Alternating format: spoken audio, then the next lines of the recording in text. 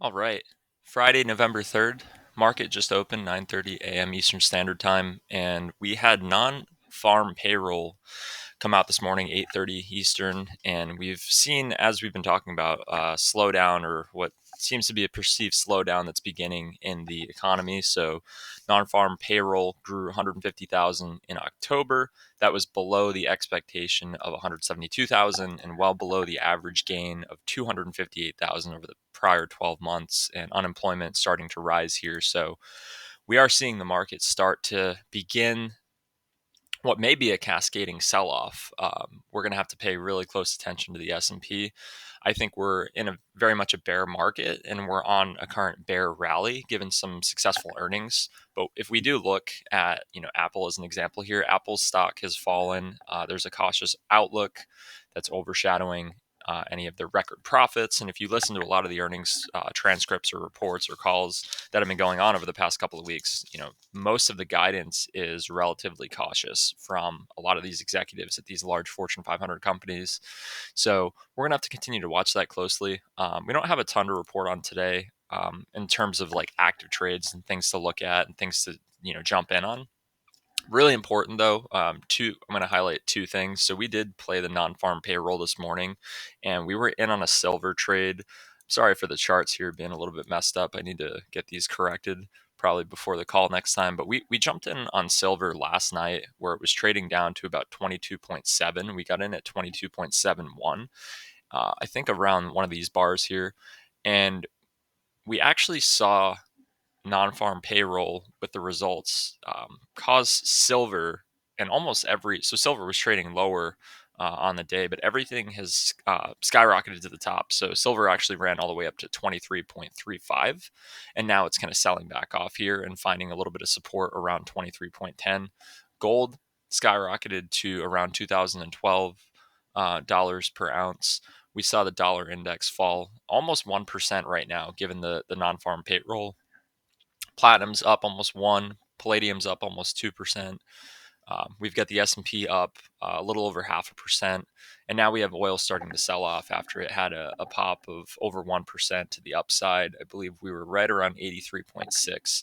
So we're looking at re-entering on oil as of right now. As this continues to sell off and gets closer to $81, between $80 and $81, I think is going to be a really good entry here for the long side. I'm not as bullish on holding this through the weekend. I think we've seen through the weekend holding oil can either gap up. We've only seen a gap up one time when the Israel Hamas conflict actually started. All the other times, for the most part, we've seen oil actually trade lower on the open on Sunday evening into Monday morning. So if we don't get into a position at the price we want here, it's not urgent to jump in here before the close of the market by end of day today, going into the weekend. So in terms of trades, we've had two really, really good trades here over the past couple of days. So we were in on oil at average price of around 80.6. That ended up running up to well over $83. So as we saw today, it was at around 83.6, but we got out at 82.43 and took a profit of around $3,500. So really good trade there. We've gotten in and gotten out at really good price points here. We probably could have had more profit taking, but we switched to a trailing stop yesterday during the market, actually not too far after the video that was posted yesterday, and we were stopped out on our trailing stop for that profit.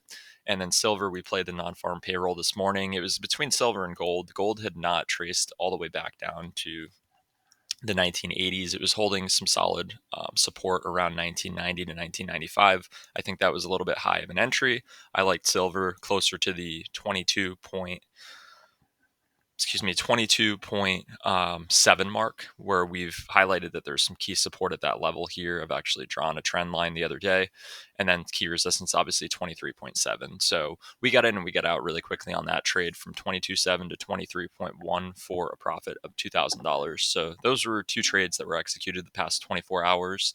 We're currently not in any positions. We will continue to monitor these markets. We would consider a re-entry on silver if it gets back down closer to 22.7. Gold if it's back down closer to 1980 or lower.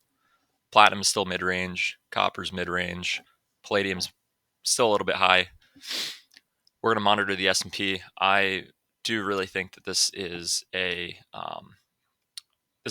bearish trend with a bull run as of right now. So I do think, unless we can break this current, where I have an alert set here at 44.37, unless we can break that previous resistance here, I think this is going to end up turning back into a bear market. So I'm going to look for a potential short here, depending on how things play out as it continues to ramp up. We're looking at this zone here that I've highlighted in the teal.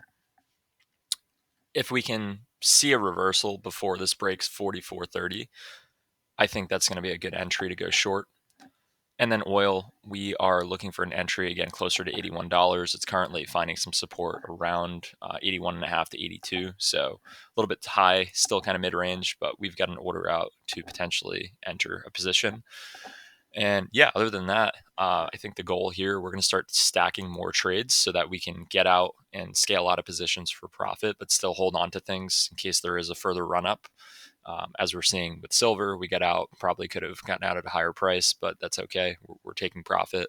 Same thing with platinum. We had gotten out at 913 on a previous long trade and it ran up to 950. So we want to be able to hold these positions longer. Don't cut the winners too quickly. And that's what we're going to start to do in terms of stacking more position sizes so that we can scale out but still hold things to run for the full duration of the run up. So that's it for today. We'll talk next week.